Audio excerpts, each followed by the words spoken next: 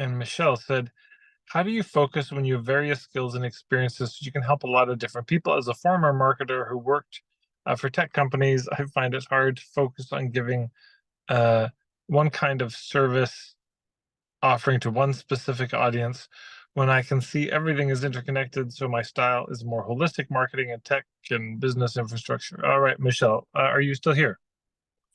Hi, Where are you zoomed in from?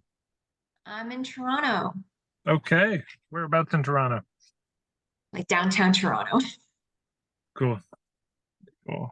Oh man, I've spent a lot of time in Toronto. Oh,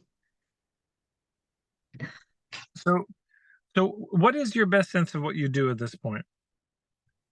so right now, what I am trying to do is marketing, coaching, and consulting for solopreneurs, coaches, consultants.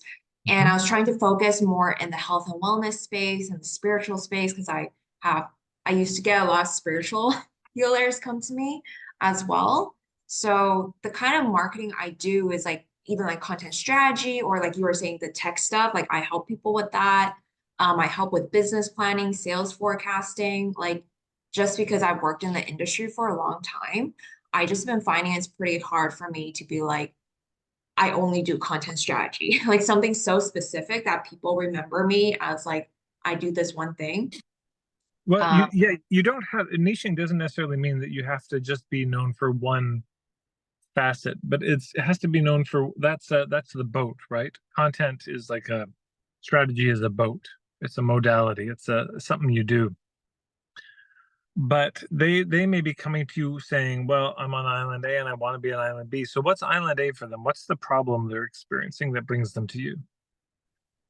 most of the time, my clients are people who might not be that marketing or tech savvy. So they need to get off the ground. And I guess my other quote unquote signature offering. It's funny because I do it for other people. I can't do it for myself, but it's like finding the golden thread for people.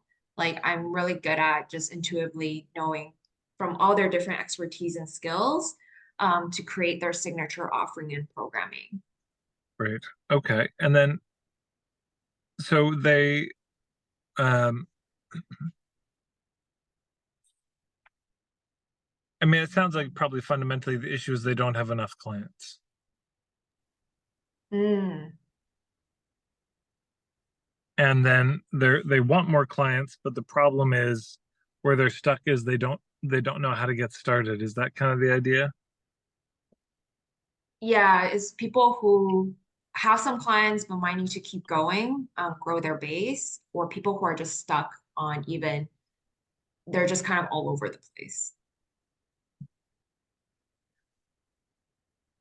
Right. So they need more clients, but they're kind of scattered and disorganized in their approach. And is what you do helping them get organized? I kind of call it like I basically help people like Mary Kondo their business. Hey, that's great. Yeah, wonderful. Yeah, it's like you want to market, you want to get more clients, but you're feeling totally overwhelmed. You're feeling totally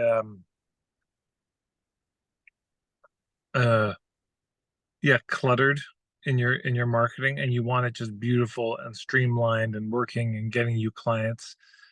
Um I mean, yeah, that sounds pretty clear to me. But there's not like a specific offering, or I don't need to narrow myself down to like, I help you create a content strategy. Well, I think what you just like, look, I'm going to help you Marie Kondo your marketing, you know. We're going to help you get this all organized. Like you want more clients, but you feel overwhelmed because that's what I'm hearing is for your clients, Island A is not enough clients and overwhelmed. You know, the overwhelm is the thing. And uh Island B is, look, I've got enough clients and things are very streamlined and organized. Am I missing it? Is that true? Okay. I was thinking like, I guess I'm holding back, like, being held back from like past tech experiences. Like I need to have a very specific product or service. Because I Well, guess yes. Yeah. organization feels a bit vague. Well, yes, there's still but that's the kind of just like, look, this is what I do.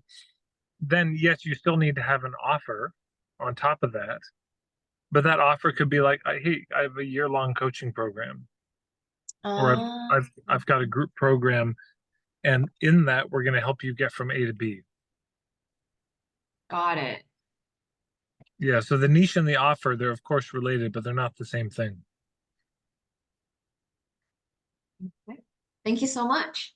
Yeah, you're welcome. And for everyone, this is something I would recommend as a I do this all the time in when people are stuck in their niche in the puttering sessions.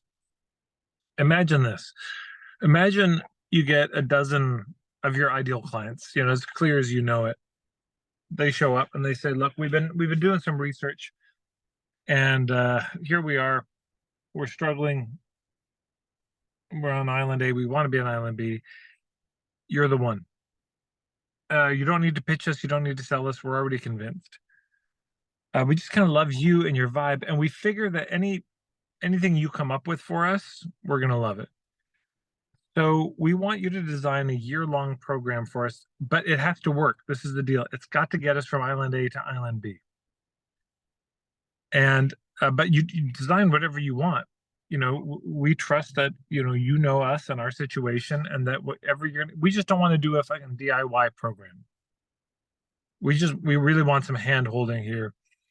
We want this to be perfectly and we're messed up, but we're rich. We got money.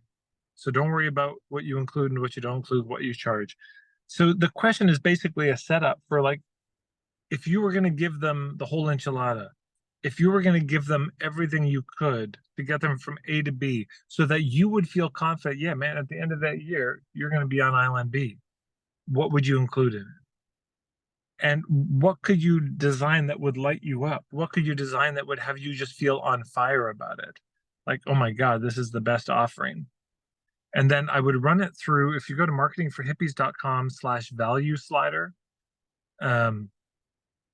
you'll see an article with a whole little checklist of things to look at in terms of designing an offer that people will actually respond to.